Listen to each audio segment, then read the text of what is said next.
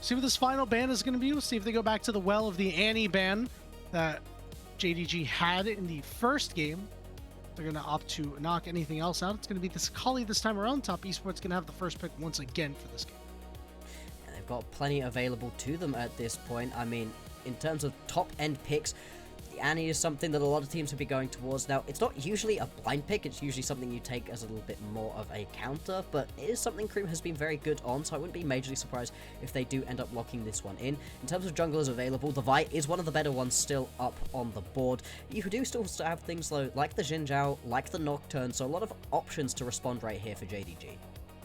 It's a good takeaway from JunJia as well. So we'll see what JDG wants to do. An Ezreal lock-in just makes the most sense to be able to stay away from Vi as much as possible. Do wonder if this gives us the idea that JDG for their mid lane might also pick something a little bit more slippery like an Ahri. Instead, maybe they just play, all right, if you want to jump on top of me, I'll drop a bear on you. Yep, okay, just going to lock this one in. So this kind of shapes the mid lane matchup. A lot of picks you don't really want to be taking into this one. Just can absorb so much pressure. Any of these push and roam champions that you usually want to be taking really aren't going to work in this situation. So instead you want to take the fight to the Annie right now. Hovering on towards the Aurora, a pick that we've been seeing a lot of recently. Really high priority. It's a pretty big win rate as well. Although again, with a Vi, Aurora, you are locking yourselves into a very aggressive team fight style composition where you need to be finding early picks, you need to be playing aggressively, and there's no real other way to play the game. Instead, moving on towards the Jace gives you that extra level of poke. You can play this team fight out a little bit slower now rather than with that Aurora. I feel like I've seen this in Arcane somewhere. Yeah. So can still take that's it. that lock-in coming in. That should go over to Zoyan. Now, this does mean that the Yorick could be on the table for JDG. Yorick typically does quite well. Listen, typically does. Ahri lock-in gonna come through for Creme. I think this does mean that the two-man game of TN and Creme is gonna be a lot stronger in this game. Yeah, absolutely. This is a situation where you can now just play together. This is your entire game plan right here as TES, is to roam around, get those early picks off before your full composition comes online, and then once you get into these team fights, again, it's all about that pick to start off a team fight, then play out the rest of the game. Still, the Ahri a little bit less able to just roam around the map into the Annie. The Annie's able to absorb that push very easily. And right now, I really like what JDG are picking up for themselves. The Sion going to be locked in for the top side for Xiaoxu. Just absorbs the pressure right here out of the Jace. You're not too worried about that. And they are all going to be about this team fight. Front to back team fighting, the name of the game right here for JDG. And the fact that Sion can kind of split up top esports a little bit in team fights is really useful. I mean, given the fact that you do have an Ahri, if your ultimate is not burned yet, you can kind of get to either side of the fight as need be. But if that Sion comes in with that ultimate, splits you up, you are in so much trouble. Second half of bans, we are banning out this Neferi once again. Very afraid of this coming out of the jungle this time around. So we'll see what the rest of the bans are going to be. JDG just kind of sticking with what worked last time, getting rid of that Lucian. Yeah, it's just going to focus on towards this bot lane a little bit more, you would have to imagine. In terms of the jungle pool, I don't think you want to be pinching the jungle pool out anymore. No, they are just going to ban away the Lulu as well. So a lot of these top tier champions that you really would want to be playing around on this bottom side of the map are just going to be taken away. In terms of things still remaining, the Ashe, if you want to go all in for that pick potential, add an Enchanted Crystal Arrow in, add the Hawk Shot in as well to be able to spot out opponents to then go and hunt down as TN and Creme. That could potentially be quite fun, although a lot of the best pairings alongside the Ashe have gone away. There are still plenty of the engaged supports available if you just want to do that pairing. Yeah, not a bad option for really either of these guys down in the support role. We'll see what the move is. I think a Nautilus could do a lot of work on either side, just because you have your point and click ultimate. Kind of use that to maybe lock down Gala if you want. You're going to go with a double poke here for JDG. No real surprise. We talked about it earlier. It's Vampire on one of his best champions. Absolutely. I mean, in terms of looking at what you've got left available, Vampire on this champion is massive, and you still just want to play these front-to-back team fights exactly how a Nico is, and this can give you that extra bit of engage. You've now got Annie flashing in for an engaged Sion, just doing Sion things, and also those pop blossoms around the side, and it means whatever bot lane you're picking up right here as TES needs to either be very safe or very, very aggressive. Going to lock themselves in the Alistair right now, so probably looking more towards that overall safety look, something that can sit a little bit further back. Tristana would be very fascinating. I would not like that in this situation. I think I'd actually love it. Just... You like it here? Okay, explain. I like it. I like it for the lane a lot. I think that you can kind of curb stomp some of these squishier support champions. I think that this makes a little bit more sense for outside of the lane, the Misfortune lock-in. Because I think outside of the lane, it might be a little difficult to play at times, but this Misfortune should be okay. Not going to be under too much threat.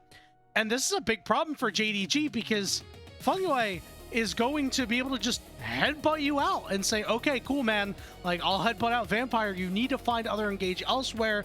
Could it be this Wukong to pair up with the Annie? It is one of the more popular pairings.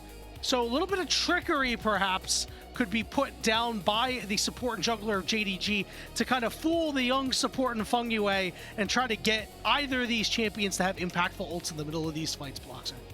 I really like it. I really like this composition overall out of JDG. They've got a couple different lanes that they can potentially look to play around, but more than that, they're kind of looking to just chill through the early game, get to these skirmishes, and that's where your power is really going to be. That being said, TES, they've also got themselves a couple different playstyles that they can look towards. They can look for more poke to begin these team fights off, then look to potentially try to find a pick. I do worry a little bit about JiaQi in this game. I know that it's slightly better overall for these team fights, and maybe there wasn't so much threat on it when it was locked in, but now you've got a Wukong available to you. That can get into the backline and disrupt pretty easily. Same thing for Vampire. I do think it's going to be quite tricky in this game for JiaQi really to be able to sit and find that big bullet time that he's going to need for these team fights. Yeah, I mean, the Tristana Buster Shot could have been really good too, you know? It's another good option why that would have been a pretty decent selection, but they stick with the Misfortune. They opt in for that damage. It's going to be all up to JiaQi to keep himself safe, go back, and even you don't even need to get a full bullet times. Partial bullet times should be able to get the job done against this team. Bloxer, I am looking for this two-man game of Tien and Creme to go and make the impact and win big and help translate that to the map elsewhere. And for JDG, I'm looking for them to hit level 6 and say, okay, we are going to fight around every single objective. We are going to force fights with our big ultimates, and that's how we're going to win the game.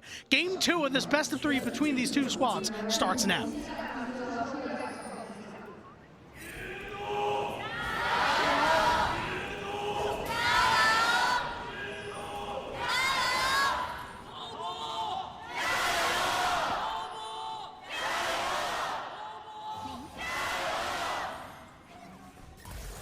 Name a more iconic duo. The mic.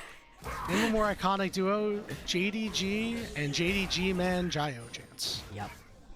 He has eaten the microphone. I mean, it is... You should just give it to him the entire time. Just be like, nope, it's just you, bro. Go get it. Yeah, I mean, I love the passion between these two fan bases right here. For good reason. Teams that have been doing very well recently. JDG on more of an upswing, though. They had a bit of a weird 2025. So far, 2026 been looking a lot better. And the win streak, obviously, really nice at the moment as JunJia gonna pop up in the mid lane. Creme, obviously not really expecting too much to go on right here, as he is just going to be able to steal away that initial set of chickens and head back into his own jungle. Yeah, it's beautiful. Do whatever you can to speed bump this Vi.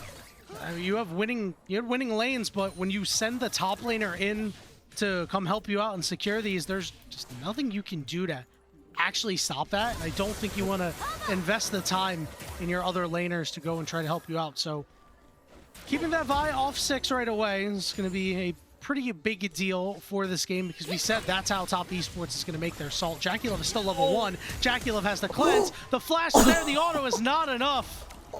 He will survive, but at what cost? And this is the thing, right? This is exactly why I was very excited when we saw this lock-in of the Nico for Vampire. One of his best champions, obviously, but also alongside this Ezreal. This is a bully lane. And until you get that level 2, level 3 coming through out of Fengyue, he's also really, really weak right now. He's so close to death as well. Look at all of the XP you're missing as JiaQi. This is going to be a miserable early game. And we'll see if it's going to draw jungle attention down to the bottom side. Tian is looking to go down here, but he knows he's not going to find any real camps. Now, instead, he's just looking to potentially try to find a bit of a flank, but you can see what he can see, which is absolutely nothing on the map, and instead, he's just going to go have to take a reset through as well. JiaQi coming back from base with nothing. He wasn't able to spend a single gold. I mean, this is just a weird series. But Tian just looks so lost in the early goings here. I mean, JunJia has done a really fantastic job of just anticipating where TN is going to go and being on top of him every single time. He's going to be able to pick up this top scuttle. There's nothing that'll stop him from taking this bottom scuttle if he wants it. Nope. Nope. And this is really unfortunate when you're playing the Vi, because you want to be proactive. You want to be as aggressive as possible, because you're going to fall off. You're not going to be anywhere near as useful during a team fight as a Wukong can potentially be. So it's all about making these early plays, getting as much done as possible, and he's just been kind of slow with it. I think you're right. He feels lost during the early pathing. Now, of course, we're only 3 and a bit minutes into this first game, so he should be able to pull this one back if we know anything about Tian, right? He's one of the best junglers that we've had in the LPL for a while. But right now, it's very slow, and yeah, he is just going to get double scuttled once again. The good news for JiaQi down here, he's level 4 compared to the level 3 of everybody else. The bad news is he lost the cannon and is down about a kill's worth of gold right now, which is not where you want to be. Creme is a little low. HongQ only just at level 5, so no ultimate going to be had for him shortly. JunJia maybe looking to worm his way in. TN is going to walk up, get a ward down. It looks like the bottom crab will go to top esports, so yep. Not all is lost. Things can be recovered. No, exactly. In this situation as JunJia, you don't really have that push coming through in the mid lane to potentially play around, and Fengyue has got a good little bit of roam off and buys that bit of space for his mid laner, for his jungler to be able to step up and grab what they need to. Reset going to come through from Creme as well. But still, throughout the early stages of this game, you're pretty happy with what JDG have been able to do for themselves, and this is a composition, right, where they're just looking to get to level 6 to then be aggressive, get as much going at level 6 as possible, and just run at their opponents, really. First dragon of the game has spawned, and this time around, if you're JDG, like we just mentioned, like you just got done pointing out, let's wait a little bit. Let's wait till we hit level 6, and then we'll try to sucker top esports into a fight, shall we? Yeah. And that's how you're going to go and really extend this early lead that you put out. It's a 600 gold lead. Top lane, not doing so hot, but it is ranged into melee. But this bottom lane is where you're getting so much work. You have near 20 CS lead to this point. Oh. Timber's going to get dropped on the head of Creme. Should take him down to about half HP. Yeah, nothing too much going to come through right there. Just okay. To get aggressive. Oh. Flash headbutt pulverized. They're going to try to land a stun on the Vampire. They do. What a play by the top esports support. It's first blood for JiaQi, and now he's getting into a fight with Gala. One for the ages. But they will walk away and take a kill apiece. There we go. I mean, as much as I really do like the aggression coming through out of TS's bot lane, and I like the way that Fengyue plays this one out with the flash, with the headbutt, it still ends up getting traded back because Gala's just in a good spot to be able to keep stepping up. Wasn't really taking any damage at that point, and now he can just keep pushing on through this lane, and it doesn't really give you that extra oomph that you were really hoping for out of JiaQi. Both bot laners picking themselves up kills. And now with the pressure in this mid lane, JunJia gets to go over and take the blue buff away from TN. I mean, look at the vision. This is going to keep TN off of level 6 if he can go pick this up. TN is going to come over the wall. Does see this is getting done. Who's going to get it? It is JunJia. He is now level 6. Thought he might want to turn there. We will not do so. Instead, we will just keep TN off level 6.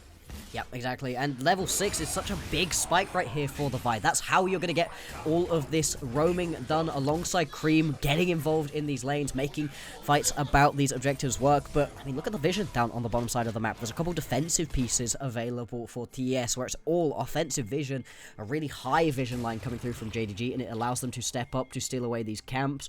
It's only small gold advantages in a couple different lanes, but it's adding up. It's almost 1,000 gold lead right here for JDG, and there's no signs of them slowing down quite yet. If Grub is coming up in about 45 seconds, would be a pretty solid takeaway, as Zoyan is kind of going to be able to do a lot of what he wants in this particular matchup. So if you can get those as top esports, you'll feel a little bit better about yourself. Tien is now going to hit level 6, 7.5 minutes into this game off of this crab. So now we're looking for him to make a cease and desist play.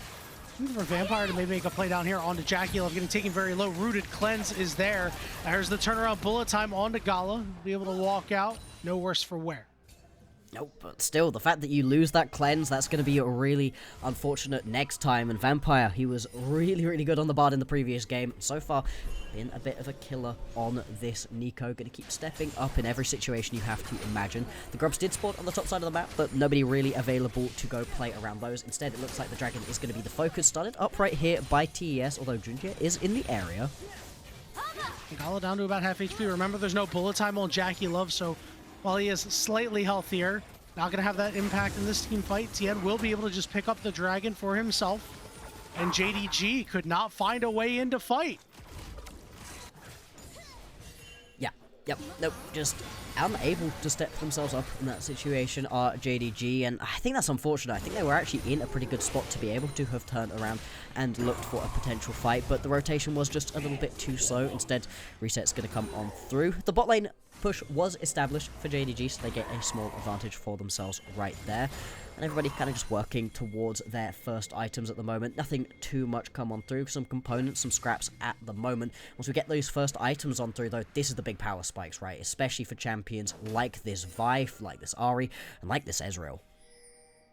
One thing to note is that JiaQi Love is in the bot lane right now, and Gala is not. JDG are sending all of their focus up to this top side to go pick up these grubs, keep them away from top esports. We'll be able to smite one here. Don't know if we're going to be able to get more. Ezreal coming through doing some good damage. And here's the Cyclone. Knockup is there. Creme trying to do what he can to help, but Fengyue is going to die. He is not level 6. Does not have that unbreakable will. That is going to be JDG picking up their prize. They're going to be able to grab themselves kills, grab themselves a little bit of these grubs as well. And this is the thing, right? This is why I was surprised they didn't go and fight around this Drake on the bottom side of the map. Their snap engage damage is massive, and the fact that Fengyue still hasn't been able to tick over to level 6 leaves him incredibly squishy in a really bad spot to be able to make these fights work. So it is just going to be an objective picked up right here for JDG, a kill, and they can just keep on rolling, as Gala now going to be very close to completing that Trinity Force, and, you know, that's when he's really going to be online. Gala, one of the better Ezreals, certainly a great champion in his bag. Has a lot of really good AD carry champions that you'd think of, I think, before his Ezreal, but right now is putting on a show. CS leader at 105. He's got 2 kills. He's up 700 gold. 10.5 minutes into the game. This is exactly what you want your AD carry to be doing. He has just picked up his Trinity Force as well. So while we don't have any objectives to fight over, a couple of Qs landing means that a fight could break out anyway. And this is the opposite of what we saw in the previous game from him. Sat on the Jhin, was just chilling, was doing his job, doing what he had to do, putting through those curtain calls, dealing enough damage, but he wasn't really the big part of that game. He wasn't the main focus in that one. This one, he certainly is. Flashes are burned all around and Creme goes down. Okay, that's really aggressive. A lot blown right there to be able to pick yourself up 1 kill, but you are going to be able to grab it. A push onto the mid lane isn't really going to work, though, as Tian will pop up.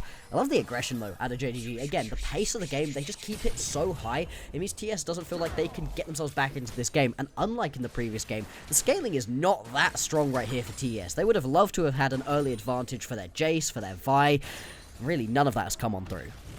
Yeah, we're 11.5 minutes into this game. We talked about how important Tien and Creme are going to be to this game. A 0, 1, and 0 combined for the two of them. We are not doing anything more than cardio on Summoner's Rift. Let's take a look at this replay.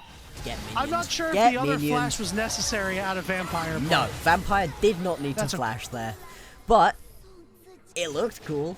No, to be fair, that is genuinely something to track for the next upcoming team fight, right? 1 minute, 20 seconds until the next Drake is going to spawn, and Vampire will not have his flash back up and available for that. And that's a big engage tool for JDG just gone. Used a little bit overly aggressively, perhaps. So if they aren't able to fight a big team fight, if they could have really needed a flash Pot Blossom, that is something to still keep in mind. It's a little tough because you just want to make sure that even if Creme has an opportunity to move, that he's not going to be able to ult out of the Pot Blossom. Right? I think that's what Vampire was really doing there to make sure that this kill was secured. It's just a tough timer, right? Very, very tough window to make sure you're hitting on. This is why it's so hard to gank Ahri post 6. But JDG managed to get it done, have about a 2,000 gold lead. We were sending a teleport up to the top side. It's Fengyue showing up with the Alistar teleport, so maybe looking to make a play onto Xiaoxu. We are burning things aggressively, and we are going to dive the Scion. JunJia is here, gonna go over the wall, turn this around, knock up on his way on. That's a heated up turret. It's gonna do a lot of damage. He's very low. They're trying to do whatever they can. They just don't have the damage right now. JunJia flashing away to survive. Fengyue is the one to fall as Xiaoxu gets it done. The dive denied by JDG. I mean, that whole timing on that entire play was just wrong. Just wrong the whole way through. The wave gets burned through way quicker than they were overall expecting. They end up losing Fengyue's life for it. And look on the other side of the map. The return will be a full tower going into the back pocket of Gala. If he wasn't already far enough ahead, he's now 2,000 gold over the top of JiaQi Love. And what is wrong with TES at the moment? Oh, Creme's... Okay, he's got ulti. He's got ulti. Yeah, but he's not able to make an impact on this dragon. He is going to not have it right away for this Herald that's coming up in about a minute and 10 seconds. I mean, see, top esports look all out of sorts, but they are ready to try to make a play on this dragon. There is no tippers. Down to 3,000 HP and getting lower. JiaQi is trying to build up that Bloodthirster shield. It's going to immediately go away. Teleport's going to be coming in for Creme here. Vampire not going to be able to land a root. Here comes the Pop Blossom. Dragon secured for top esports. They're already going to blow up Fengyue. JunJia going to be the next target. He goes down. It's a 4v4 for now. Xiaoxu looking to come in as these health bars are starting to get lower. Xiaoxu does not have his ultimate. Bullet time coming across, just looking to split the gap here. As Creme and TN will be able to walk out. So top esports go pick up the dragon. Yeah, but what are they going to lose for it right here? You can see the push still coming through on towards the mid lane. Xiaoxu perfectly happy, just keep stepping on up. He's going to steal away that big wolf, and now he can just collapse down. Onto the mid lane too. Zion at least going to recognize that and back off. It's not as much of a disaster as it could have been just there for TES, but still, not an ideal couple of plays. I'm being counter-jungled by my opposing top laner.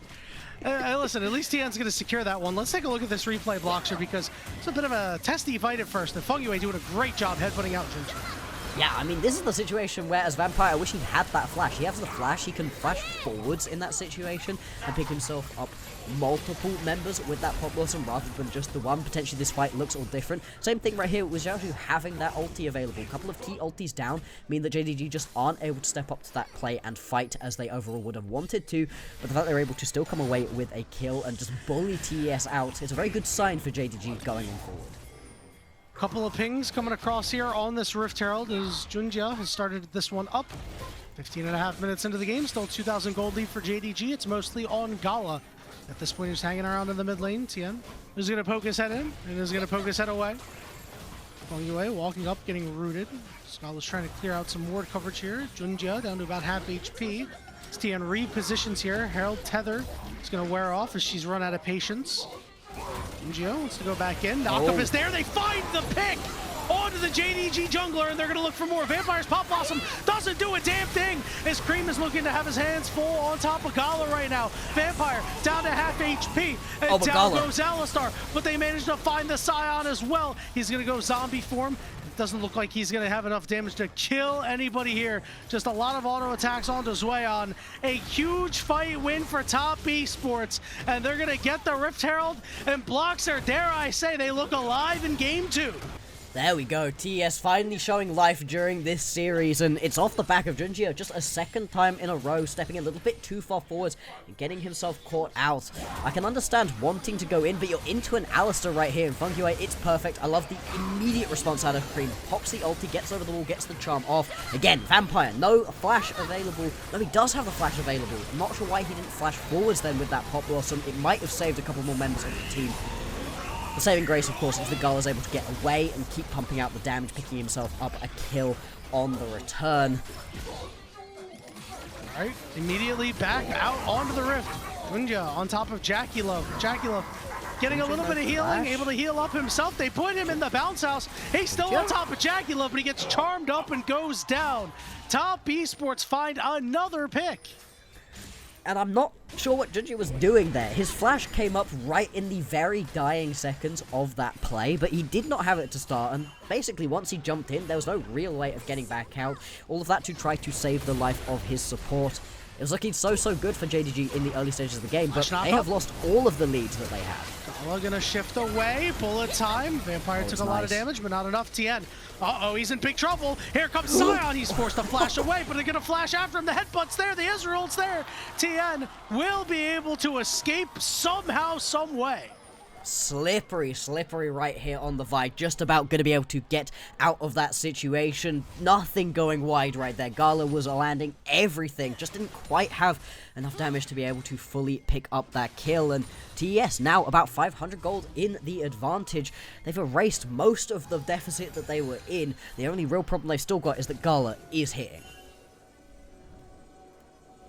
He's on his 2-item spike as well. That big spike that you're always looking for. You saw the damage he did to TN there. Certainly putting in a lot of work. But right now, the mid-jungle of top esports is outperforming the mid-jungle of JDG as HongQ taken below half HP off of one combo from Creme.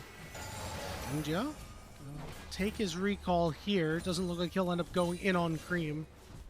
He just has to watch HongQ kind of sit under his turret and have a tough time. Right, Creme using a charge of that ultimate. On FHP, not going to mean anything. No, he's just going to be able to go back to base, get that reset off. It might give this tower over to Creme if he wants to stick around a little bit longer and pick this one up. And obviously establishing the spot lane push right before the Drake is very important. It is going to be TS getting towards this objective that little bit faster, but the mid lane priority so far is with JDG.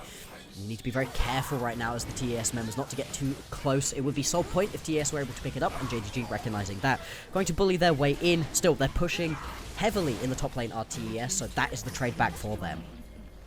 Yep, you decided to commit Xiaoxu to go and secure this dragon. This doesn't mean that Zueon is able to do his thing. He now has a 2,000 gold lead. He is on his 2-item spike as well. We haven't really seen him make that big of an impact in this game quite yet. Does have that Serpent's Fang to be able to break up some of these shields, so look for him to, around the next objective, maybe if we see a Baron before the next dragon, start softening some members up with those shot blasts. Entirely possible that things are going to get a lot better right here for TS as these big items come on through for them. Pretty close to JiaQi Love as well, being able to, pick up his LDR is going to complete that one on the reset. So all of a sudden, Xiaoxu not going to be anywhere near as tanky, not going to be able to absorb anywhere near as much damage during these team fights as he was previously. And again, JDG, they had such a good advantage early on, have really thrown this one back away. And as the front-to-back team fights are going to be a lot harder to play out now, this is a real worry. Xiaoxu on the Sion has not really made too much of an impact in some of these fights, and some of these skirmishes he's been really good, but full-on fights has not been there. And they continue to make plays like this. On to JunJia. Teleport is coming in. Xiaoxu's gonna land, and he's not gonna like where he's landing. His shield is still up, but is now gonna be broken. Gala gonna get big damage. Here's the pop loss, but Creme manages to survive. JiaQi left at a half HP, but is healing up on these auto attacks. Gala on the backside, locked up by Zueon and Fengyue. Xiaoxu goes down. That is an ace for top esports, and they have their sights set on the Baron.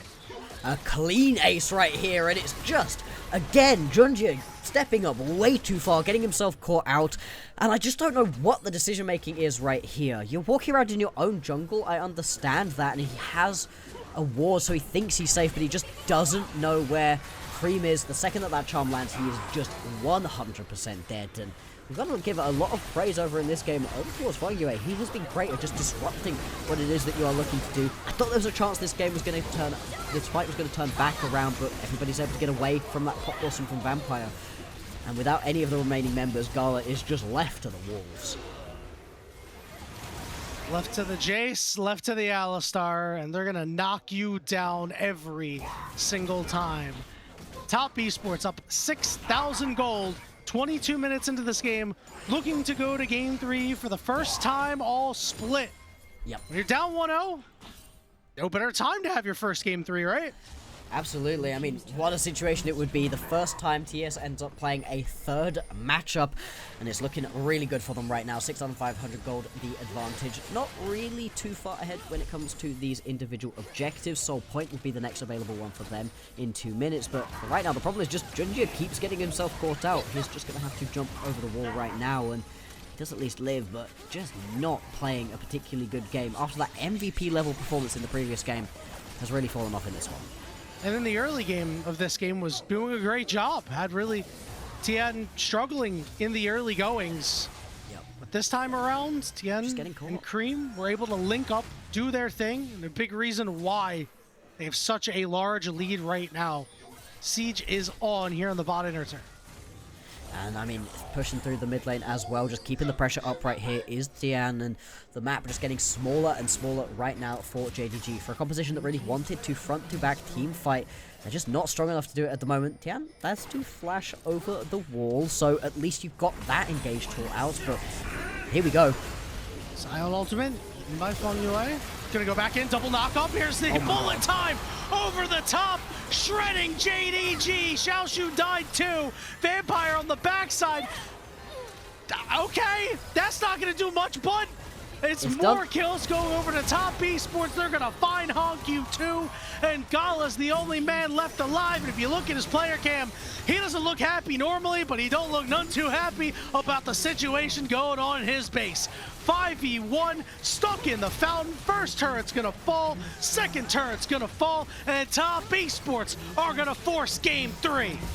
And this is an incredible performance right here out of TS. The previous game ended in 26 minutes. Well, TS, they say they can do one better. 24 minutes right here to end this one out. And off of what was a bad early game for them, JDG just collapse. Yeah, they were a little slow to what they wanted to do, top Esports. Whereas, you know, you didn't get the Vi and the Ari going that early. But all it took was one pick, and then they realized, we can just do this over and over again. Keep doing this. We've got a pick on JunJia. Yeah. All right. And then they did it. And then they did it, exactly. I mean, you'd usually think that JunJia on the Wukong would be a little bit of a safer pickup overall, right? There's other champions that should be easier to grab, but he kept stepping up a little bit too far forward. He kept mispositioning. I mean, this is the problem, right? When you've got yourself this kind of composition where you can just get picked at any available moment. You need someone really tanky to be able to step up and go check all of your brushes, check where people are at, step up towards these objectives, and unfortunately Xiaoxu just wasn't there. He wasn't available to be able to step up for the team in a couple of situations. It left JunJia vulnerable, but he really does have to do better overall. And top Esports, they're going to send us to a game 3, like we said, for the first time this entire split. It's only ever been 2-0 wins or 0-2 losses. On the other side, poor Gala, man, having a 2,000 gold lead and just having to watch as your team just melts away in front of you. Well. Yeah, like it wasn't his fault. He did a lot. Yeah, he is absolved of all blame. Yep. You are fine. You know, we grant you clemency. You're all good. Everybody else, though, I don't know about that. The Brazen Bull for JunJia, perhaps. Yeah, I mean, it's a really interesting situation where, as we were talking about, right, Vampire losing that flash just before a couple of big team fights ended up happening did end up hurting out JDG. Now, would they have been able to secure that kill without the flash? Maybe, maybe not. I understand why he decided to use it, as he highlighted, right? The second that Creme's able to get that ulti off, he might just slip away and you've wasted somebody else's flash for it. But still, not having that big team fighting ability during these big team fights that popped up very soon after was pretty rough. But it's also, I feel like top Esports just knew how their composition worked all of a sudden. As you said, they were like, oh, we've got a pick comp. We can just go pick people off time and time again, and it meant that there was no way to play out the rest of these team fights, because with the front-to-back team fighting composition out of JDG, they needed all 5 members available to make it work. It felt like they finally remembered how to play League, because they did not know how to play League in that first game. Nope. And the first part of the second game wasn't too bright either.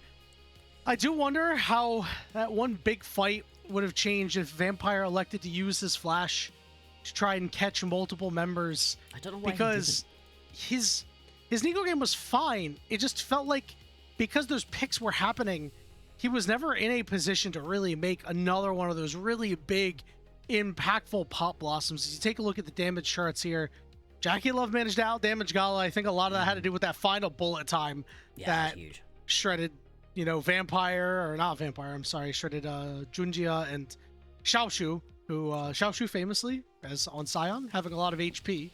So that'll get your damage numbers up just a little bit. A really clean game from top Esports after that rough early go. And I mean, look at right here at this kill participation, right? Very high out of a lot of players here, but specifically Fengyue was involved in everything. He was all over the map. I mean, he personally would be my MVP for this game. The early laning phase was kind of rough. This was really sexy, though. This was nice, where he's able to pick up the kill. Of course, it does get traded back over because Gala was also having himself a pretty nice overall early game. But it's later on, once we get into the skirmishes, once we get into the team fights, we're complaining about, hey, why weren't we finding these big engages? Where were these big flanks? Why weren't you flashing in? Well, a big part of the answer of that is that Fengyue on this Alistar was there to just say no, punt you back out again, make sure you weren't able to find that exact moment as you are looking for. And he just overall played this one out very, very well from about minute 7 till the end of the game. Certainly not the prettiest scoreline, but when you are a solo tank, you're not going to have the prettiest scoreline at times. 2, 5, and 13. I'm with you. I say give it to him. We had prettier scorelines elsewhere, and certainly some solid games out of, you know, the likes of TES and Creme, but we talked about this Alistar pick having to be so impactful to punt away the Wukong, to punt away the Nico. We saw 2 very decisive fights where that happened, where it's like, yep, top esports have secured their lead because of that. And that's why Fengyue has to be my player of the game, and I think that's why he's yours. Yeah, I agree. I mean, he was doing the dirty work in this situation, right? Setting up this bullet time, as you can see right here, body blocking onto that unstoppable onslaught, just all over the map, doing what he needed to do for his team and making it so that whatever it was that JDG were trying to set up, no, you're not allowed to do that. And as one of those players that we really highlighted coming into today as a key player to watch, it's great to see him have a step-up performance, because it felt like on the Pike in the previous game, as much as he was hitting a lot of those bone skewers, his overall impact in the game really fell off after the first couple of minutes. Yeah, he was personally piloting his champion quite well, but yes, not a whole lot you could do there. It's nice to see that we're seeing a different flavor of support out of him too, because, you know, we've been in an Enchanter meta for quite some time. We're starting to see some teams kind of break the shell a little bit and start to play some of these other champions like this Alistar that's starting to get a little bit more play. A lot of these Enchanters have been banned away from Fengyue, and credit to him, he made it work on the Alistar. He gets a well-earned player of the game from the official Chinese broadcast. Yep. We are in agreement here. A very ethical player of the game. Absolutely, I love it. I love it when a support that doesn't have the prettiest scoreline still ends up picking themselves up one of these MVPs, because he was the main driving force behind stopping what JDG wanted to do and allowing TES to play their game. And the main reason that we're going to be going to a game number 3, we get to do it all over again between these two teams. And honestly, with a dominant performance in one way and a dominant performance the other way, who knows how this game number 3 is going to go. Ideally, it's going to be real close, because if you're going to force 3 and have 2 stomps, we need to have one close game between these two titans of the LPL. Top Esports and JDG will do it one more time after this break.